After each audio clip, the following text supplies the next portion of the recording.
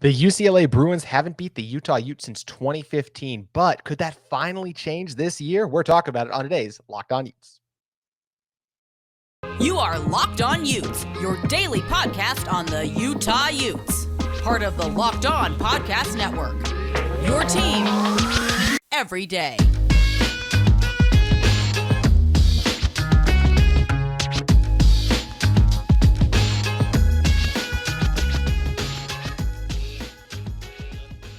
You are Locked On Utes, your daily podcast on the Utah Utes. Part of the Locked On Podcast Network. Your team every day.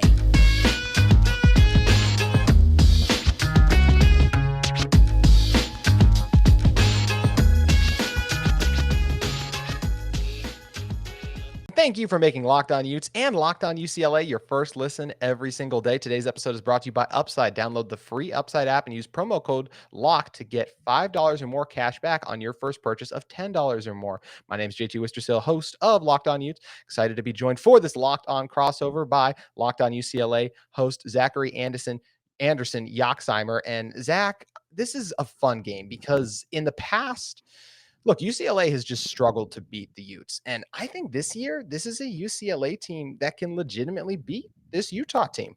This is certainly a good matchup for UCLA to, again, prove their worth even more. But again, this is for the Utes, also a game where they can continue to say, hey, week one was just a fluke. They're still looking to wreak havoc throughout the rest of the Pac-12. So both teams are looking to prove that they can be dominant, one already with the attention, the other one just jumping on the national scene. So an exciting matchup for both sides. Yeah, top 20 matchup, one of the few of the week, makes this one a lot of fun. Big implications for Utah as well. I mean, if Utah wins, and then as well as if USC was able to take care of business, there's a chance they could get game day the following week. So lots of things going on that make this one interesting. And obviously UCLA, look, let's talk about it. They haven't beaten this Utah team since 2015. And do you know who the two quarterbacks were that year? In 2015, it was Josh Rosen, and then I forget who the Utah quarterback was, but because the end of the Josh Rosen years were quite forgettable. Yeah. And for Utah, it was Travis Wilson. So it's been a long time. And over those, so it's been 6 years. And over that time, the margin of victory for Utah, if you combine the 5 games in which Utah has won, is 135 in total. And it's an average of 27 points per game in terms of average margin of victory in those contests as well. But, last year's was a little different because DTR didn't play in it. But the year DTR did play in it in 2019, things got out of hand really quickly. That one was a 49-3 game. So as we mentioned, it's been a while, but this UCLA team is coming in with some swagger, I feel like, as well. DTR is playing some of his best football too. And yeah, I really feel like we could be in for a really good game of this one. And I don't think it's going to be one of these blowouts. I think it'll be much more like the 2016 game in which that one was a 7-point Utah victory. Like, I feel like it's going to be a very close game and one that is not going to be over by the time the fourth quarter rolls around, which the last couple games for Utah have been. They've blown out Oregon State. They've blown out their other opponents. Obviously, they lost to Florida the first week, but since then, they've really run over everyone. And that's where I'm really excited to see the Utes take this jump in competition once again and play a team and who has arguably, look, Anthony Richardson was phenomenal against the Utes in week one. With DTR is playing better than Anthony Richardson is by a lot right now, obviously. And I think this is just going to be a fun game because of those factors. It'll be a fun game. And I'll ask you a question. You remember that 2016 game you said was a 7-point game. Who was the quarterback for UCLA? And it was not Josh Rosen, even though the Bruins put up a lot of points. You remember? Wasn't it that old Michigan quarterback, Spates, or something like that? Nope. That was he was in 2018. I was trying to pull it up right here. Okay. It was Mike Feoful, who threw for 464 yards, 5 touchdowns, and also threw for 4 interceptions in the same game. So that was a nutty game. So it's been a while since UCLA's had not a terrible offensive performance as well. For DTR, you mentioned that game back in 19 where things went completely wrong. That's when he was in his second year at UCLA. And within DTR's first 2 years, he was a turnover machine. He had, I think, 16 interceptions in his first 21 career games. So while you can argue and say this is a different DTR, still turnovers are possibly part of his game, but he's electric, older, a veteran presence, and a guy that is, I think, through that Washington game, completing close to 70% of his passes. So this is an important game for DTR to prove, hey, he can be a legendary UCLA quarterback and beat a team that UCLA has had trouble with. I know I've seen UCLA fans talk about how this is kind of reminiscent of a Stanford-like team that Chip Kelly would have struggles with out back when he was in Oregon. And this is UCLA's version, Utah in the Pac-12 South, who has been the team to beat for the most part in recent years as far as UCLA is kind of that team they just can't get past. So it'll be an interesting matchup. I think the biggest telling thing was who can be the most physical team. Can the Bruins match the physicality of Utah? If they can't, then they're just going to get smoked. If they can, then this game can be really exciting and be a close game, maybe up in the 30s of a high scoring variety. Yeah, and you mentioned DTR as well. Going back to that performance in 2019, the last time Utah fans saw him, he just turnover struggles you talked about. He turned the ball over 4 times in that game. He was 20 for 36, 219 yards. And so obviously a very tough performance, very tough outing in Salt Lake. But now the game's in Pasadena, and as well as DTR is coming off a game in which he was just lights out. I mean, 315 yards, 3 touchdowns, electric on the ground as well, as he always is. And yeah, I just think this is a different DTR who's coming in with confidence as well. And I'm excited to see how this Utah defense goes about trying to contain a guy who's also a very different runner than Anthony Richardson, I'll say as well. Anthony Richardson is really good at what I feel like is when guys get hands on him, breaking out of those tackles because he's so strong.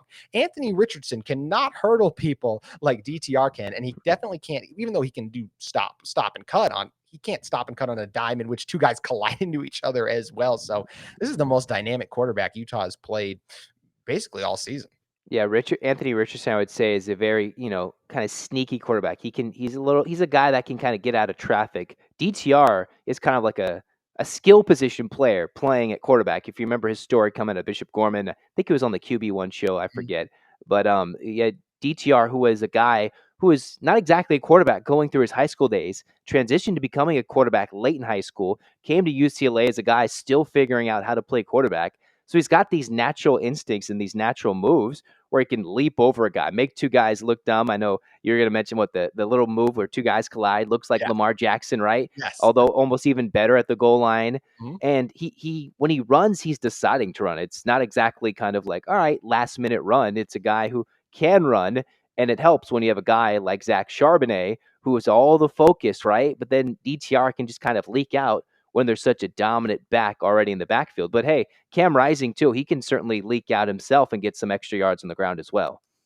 Very true. Yeah, Cam, and coming off a game in which he was Utah's leading rusher, Cam was very strong runs against the Beavers on multiple occasions. We're going to dive into some of the other storylines in a second. But first, I just want to talk with you a little bit more about this UCLA team. Not a challenging non-conference schedule, obviously. First game of the Pac-12 play, open up against Colorado. But I think it was still so impressive to see. That's a really good Washington team come in, and UCLA, that's a huge jump in competition from everyone else they played. And the Bruins just stepped right up to the plate and really took control of that game. And then, yes, obviously Washington stormed back late, but that was UCLA's game. Yeah, it did help that Washington did drop the football in the end zone on their second offensive possession, even though UCLA went down on their first offensive possession, got stopped on 4th and goal. You just saw as soon as things flipped, momentum flipped, UCLA dominated. Despite the 40-32 scoreline, UCLA was up 24 points going into the 4th quarter.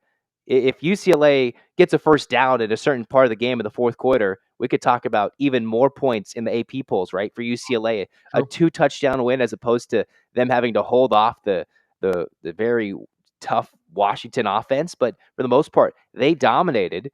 It wasn't maybe the craziest of dominations, but maybe more than what people were giving them credit for. You could always say maybe Washington was a bit overrated, UCLA was a bit underrated, but Washington's good, UCLA's good, and UCLA was the better team. And let's not forget, that was Washington's first road game of the year. Speaking of their tough, quote-unquote, non-conference, they had big names, but you could argue UCLA had the toughest non-conference opponent in South Alabama.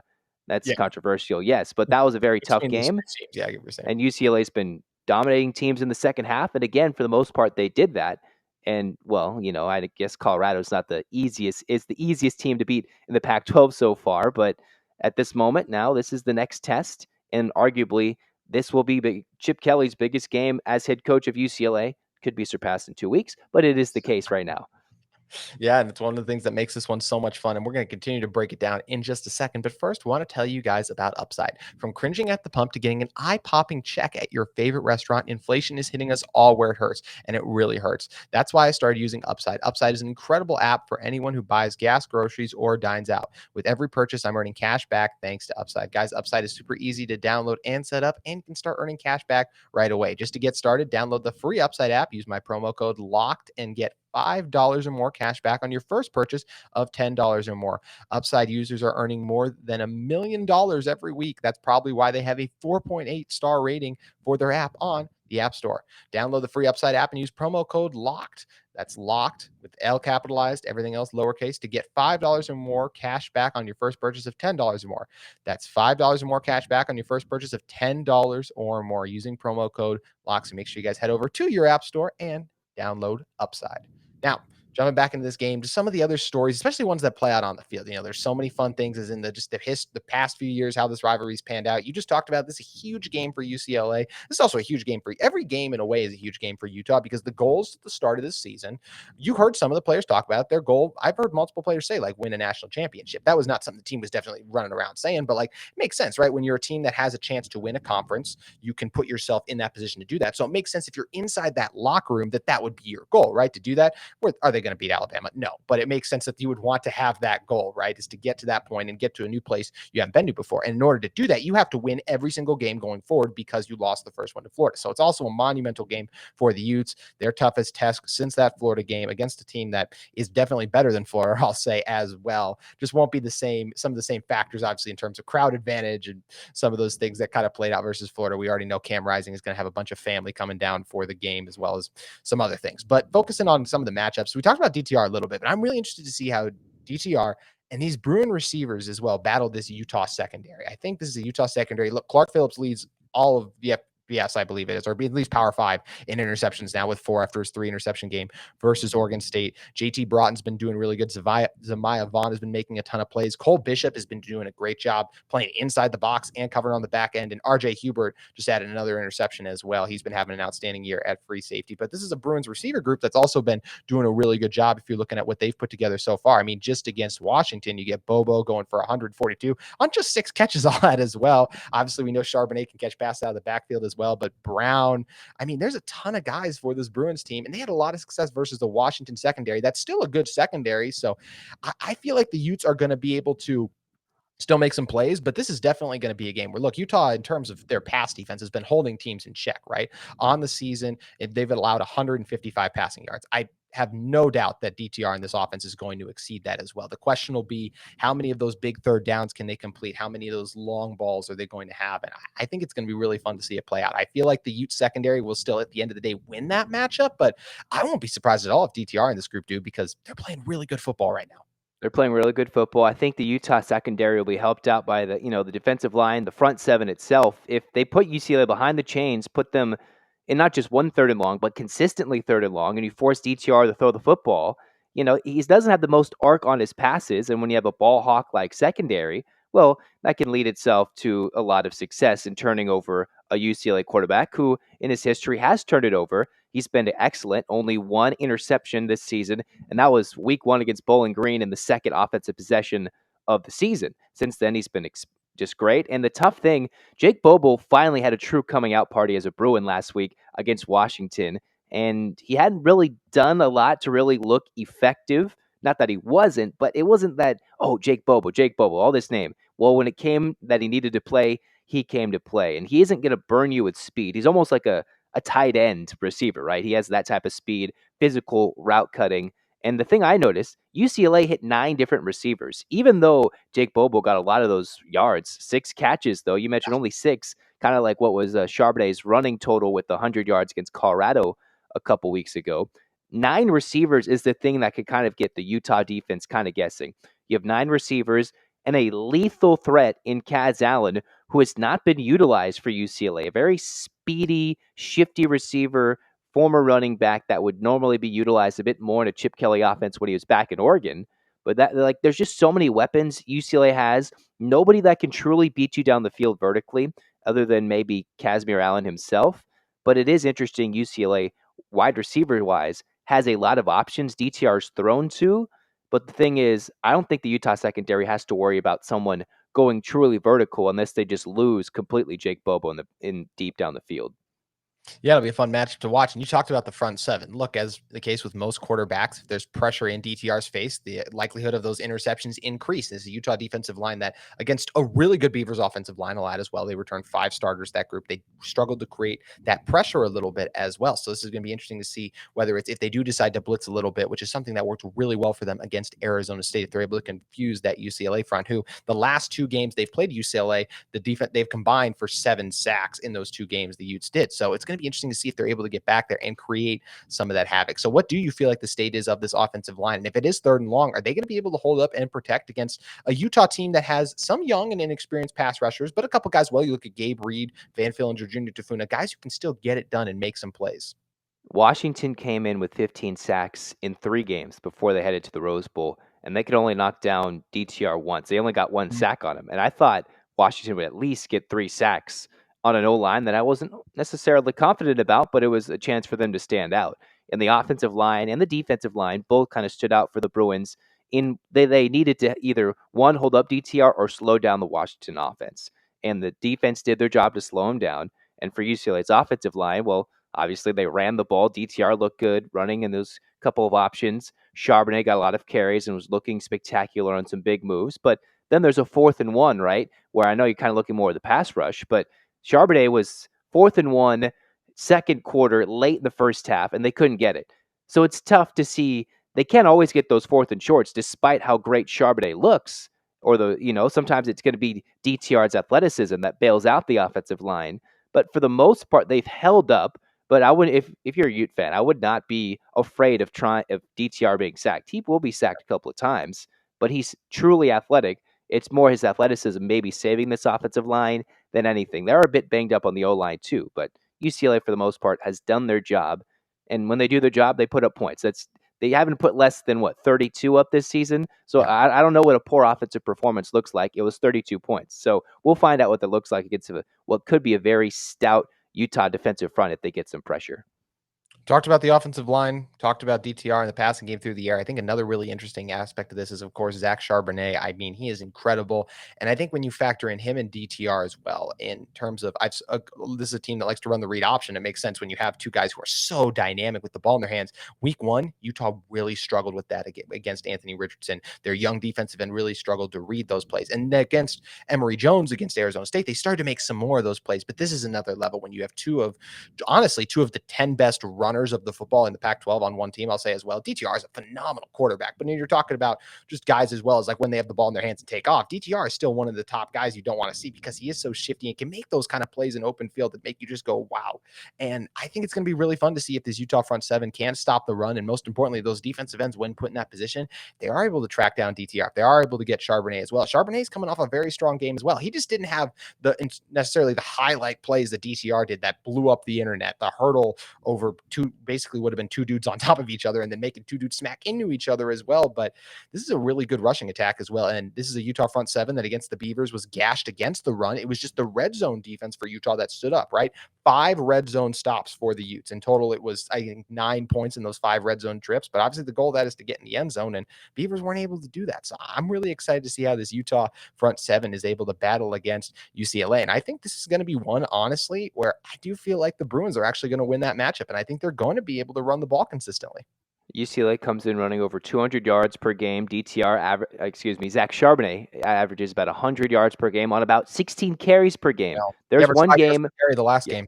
Yeah, he was doing good, and that was the first time since week 1 he had over 20 carries in a game. They'd really been lowering expectations, and remember, he shockingly just did not play in one game despite being suited up. And that's in 4 games worth. He has 400 yards. That's with him missing the Alabama State game. And you mentioned the red zone. This is a telling statistic. This game will be won in the red zone. Whoever wins efficiency-wise in the red zone is what's going to win this game. I know we were talking before this, JT, and you mentioned how you talked about how Utah technically rolled, but it was much closer.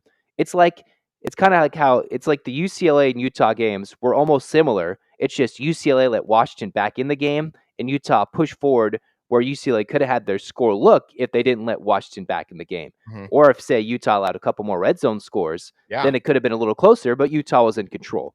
It's kind of like UCLA and Utah, not exactly the same game they played against Oregon State or Washington, but you could argue they went opposite directions, one blowing the other team away. UCLA taking their foot off the gas, but eventually icing it away. But back to the red zone point, this is going to be one in the red zone. Mm-hmm. If Utah can churn the clock, UCLA on their last 11 red zone defensive trips, the last 11 times teams have gotten in the red zone, 9 touchdowns have been scored against UCLA's defense. So if Utah winds the clock down, gets in the red zone, the Bruins so far have not been able to stop teams. In the red zone, where the UCLA has been frequently this year, their last 18 red zone trips, UCLA has only scored 11 touchdowns. Not the best efficiency-wise, but if Utah continues that dominance like they had against Oregon State, and at some point the flashiness of the big plays, you can kind of hunker down and there's nowhere to go when there's only 20 yards, 15 yards to get. 100%. So if you're going to hold UCLA to field goals, even if they move it 80 yards and get to the 5, well, UCLA hasn't always proven that when they get first and goal from the 5, that they can run the ball in. That's where Utah could use their physicality and dominate this matchup, despite Charbonnet looking good in the open field. Well, in the end, who's going to punch it in the most times for 6 points, 7 points? It sounds simple, but in reality, the efficiency and its simplicity of terms, who's going to get down inside the 20, not moving it from 20 to 20, but inside the 20 defensively and offensively will make the difference. And Utah has a big upper hand in that so far, being so good at turning other teams over and for the most part being a little more efficient than UCLA has proven so far this year. That's such a great point. And I think for Utah, one of the reasons their red zone defense was able to step up, as you mentioned, is literally because of that 20 yards to shorten field, because it allows guys like Cole Bishop to play in the box more. You're able to stop the run because you just have more bodies there as well. I think some of the linebackers as well can afford to overplay a little bit because there's not as much room on the field as you talked about. And on the back end, you only really have one safety back there. It's hard to have multiple guys like that. So it is going to be interesting. It makes sense why a UCLA team, as you mentioned, that has success rushing the ball so much, it's a couple times stalled in the red zone. And Utah is a team that stalled in the red zone a little bit as well. During Florida in the first week, you had 2 plays on the 1 yard line that you weren't able to get in. Then you look at versus Arizona State, there were some late game situations as well where they couldn't quite punch it. Now against Oregon State last week, they were very effective, but it hasn't been a consistent thing all season. So how are they going to do versus the Bruins? It's going to be fun to see. And look, you mentioned the red zone as well. I think it's a good transition into kind of the offensive matchup for the Utes versus the Bruins defense. This is a Utah offense that really wants to get back to running the ball and have success running the ball frequently, and they can turn to their running game a lot. And it's been tough sledding the last couple of weeks, whether that's the offensive line failing to reach the second level, which is something that Coach Whittingham has called the group on pretty much out right after the game, as well as you look at Tavion Thomas has been dealing with some things. His aunt passed away as well. So, which Coach Witt said he expects Tavion to be in here and kind of get back to his normal workload. He only got 6 carries in last week's game. So I expect that to go up, especially because, I mean, Tavion's one of his best games of the season last year came against the Bruins. In that one, he had 24 carries for 160 yards and 4 touchdowns in that one. So I'm not expecting that against UCLA, but I am expecting him to get back on track and be able to run the ball a little bit on this Bruins team. And I know you guys have only given up 80 yards rushing on the season, but it's also one of those things where you look at the level of competition as well. And this is clearly the best rushing attack you'll have played. I think you factor that in with the offensive line of the Utes being motivated to go out there, Tavion being motivated out there. And I expect this Utah team to be able to have that success rushing the ball, even inside the red zone. Against South Alabama for UCLA, that was the only game they got outrushed. South Alabama actually was able to get over 150 yards. Every other team hasn't sniffed 80 for the most part. So it's kind of a Jekyll and Hyde. What is it for UCLA, right? Are they the physical team that's going to stop a Utah team that, well, let's look at it. Utah fans, UCLA fans, look at my eyes right now. Utah says they're running the ball bad, but they're still getting 150 yards a game on the ground, right? It's still it's not a horrible number. I've seen what terrible rushing numbers on the ground in college football look like. It's actually Utah wants rushing yards, which seems crazy just because you look at those game situations where they don't get it. But you're right. It's definitely one of those nitpicky things that it's very Utah can still run the football. Believe it, Utes fans, UCLA fans, be ready. They can still run it down UCLA's throats. Will it be 300 yards like no tomorrow like last year? UCLA fans hope not. Utah fans should not expect that, but they can expect to have some success. The Jaguars of South Alabama proved it. But the thing was, they were throwing little screen passes to the right and almost countering with the run. With UCLA expecting the run, I'm not sure. And again, UCLA has switched defensive coordinators from one year to the next, and they look to be a little bit more coached up defensively. They had a little bit better numbers against the run. And what's going to get the Bruins possibly is Cam Rising on some sort of play action read option pass and finding someone streaking down the field. It's maybe not so much how successful the run is, but it's how successful the run is setting up the pass for the Utes. and Rising having some easy throws that could burn some UCLA secondary. Yeah, and you mentioned it, when this Utah team runs the ball, that gets that play action game going. And that is where Cam Rising is at his best. And look, they obviously, the loss of Brant Keithy extremely hurts, but you're getting Devon Vele starting to emerge as well. You see Dalton Kincaid, obviously a big part of this offense, continues to be as well. Jalen Dixon coming off a big game for Utah, in which he got, I believe he caught one pass and he rushed once and he scored touchdowns on both of those. So you're getting some guys who are starting to step up. Solomon is a guy we expect to be back and healthy as well in this one. So it's going to be fun to see how Utah does through the air against a Bruins secondary that, look, Michael Penix has put up some big numbers against a lot of teams. So I'm not necessarily freaking out that he threw for 345 yards and 4 touchdowns. He's done that already on the season. But I do think Cam is capable of, he's not going to throw for 345 yards. That's just not Utah's offense. But I could see Cam having 4 touchdowns, even if let's say 3 of them are through the air, one's on the ground as well. But the nice thing about Cam as well is that interception against Florida was an aberration if you look at his career. He just doesn't turn the ball over that way. So I do expect him to be safe with the ball and not put Utah in some of those bad positions. If anything, more so, I worry about fumbles, because that's something that's just been an issue that pops up every once in a while for the running backs. But Cam's done a really good job of taking care of the ball. And I think guys like Devon Vele, Dalton are going to be able to win on the outside, and Utah will be able to have a lot of successful drives on offense with a well-balanced attack. I think Jalen Dixon would have a good game against UCLA. I think he can find a way to exploit some things UCLA can't cover. But again, it is tough to see a top tight end for Utah go down. And I think Kuthi, right? And then you have the likes of Kincaid, who it's nice when you have 2 elite tight ends. UCLA used to have that elite tight end, and now they have 2 guys who have filled in nicely, but they don't have that same Greg Dulcich effect. Utah, they lose one, but they still have a very solid tight end. So it's going to be interesting. I agree with you. Cam Rising can certainly move the ball. They will move the ball. This is a bit of a bend, don't break UCLA defense. And the game, if Utah can get to the 20, it seems like they have so many ways UCLA can't cover. They can go, a rising run. They can hand it off. They can RPO. There's just so many ways UCLA can get beat in the 20. It's if they get stuck behind the chains is where UCLA could be successful in playing the pass, even though they've given up their fair share of 3rd and longs. Yeah, they have, as you mentioned. And yeah, Zach, we've broken it down from both ways now. So now it's time to basically predict how it's going to shake out. Look, I'm going to go with the hat I'm wearing and everything that's up in the background. I am going to roll with the Utes in this one. They've been the dominant force in this game, in this series going forward. And this Utah team is still ranked higher for a reason. I feel like they are. And they still have a chip on their shoulder because of that loss to Florida. This is not a Utah team that's kind of feeling themselves. They're still very much motivated. And I don't even think USC is on their mind right now. I think all their attention is on UCLA. I think they totally understand the challenge they're in for as well. And I think they're excited for another opportunity to go out and a nationally televised game on Fox at, I believe, 1:30. That is going to be fun. So I expect the Utes to have that balanced rushing attack. I think defensively, they'll make just 1 or 2 more plays, and that's going to be the difference. I think whether it's DTR or a fumble or something, they will turn the Bruins over once in this one, and that ends up being the key difference in a Utah victory, in which I'm going to go with Utah 36, UCLA 24. I think it'll be a bit closer. And this is interesting, right? UCLA, the whole season was it's such an easy schedule that even though that Washington game was a lot tougher than expected in the preseason, Kalen DeBoer did a lot for those Huskies and made it a lot tougher. When I did the preseason outlook, it was kind of like, all right, you look at this, you look at that game. South Alabama was a bit of a scare. Washington was a bit closer than people would have expected coming into that game.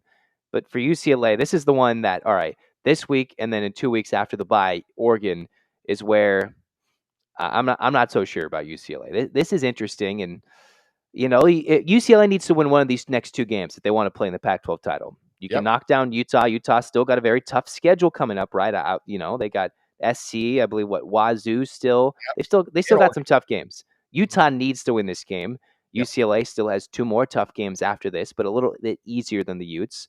And head-to-head matchups going to be crucial in the divisionless Pac-12 title game. And this long-winded answer is what I'm going to just kind of brace Bruin fans. I'm going to predict Utah wins this game. It's the first time I've had to pick against UCLA, but I think both fan bases should know UCLA is fairly capable of winning this game. 100%. They can win this game. This is by no means, we see Dorian Thompson Robinson calling out all media and all this stuff. They don't need to call me out, but coming in, Utah is the better team. They got, things that can happen. I think 38-35 Utah. We're gonna go crazy with that number there. And I think both teams can score, or it could be one of those where UCLA backdoor cover, right? We've seen that in this type of game before. And, Bruin fans might be disappointed. Utah fans will be excited. But this is a game UCLA can absolutely win. Utah just has the upper hand going in. They do, and it's going to be a lot of fun because, as you mentioned, this is not like the games of the past. This is a UCLA team that's going to be locked in, ready to go. It's going to be a Utah team that is excited to return to Pasadena because, as much as the Utah fans talk about what a win that was just to be in the Rose Bowl and keep it close to Ohio State, because they didn't win, Cam Rising and the Utes were absolutely still mad about that. So a fun matchup. It all goes down 1:30 on Saturday. So appreciate all of you for making Locked On Utes and Locked On UCLA your first listen every day. But if you're in the market for a second listen every day, make sure you guys head over, check out the Locked On Pac-12 podcast where host Spencer McLaughlin, other local experts, including us sometimes, will go through and take you around the conference in under 30 minutes. Lots of fun game previews and matchups coming up this week. Zach, it was a lot of fun doing this, jumping on with you as well. And it's going to be a fun game Saturday. Yeah, can't wait. Thanks for having me on, JT. And, it'll be a fun one. Both teams can win. It's just Utah has the upper hand. We can't wait, though. It's the biggest game of the Pac-12, arguably the biggest game of the weekend, and certainly can't wait what happens. It's going to be fun, and it all goes down then. Thank you guys for listening to Locked On Utes and this Locked On UCLA crossover.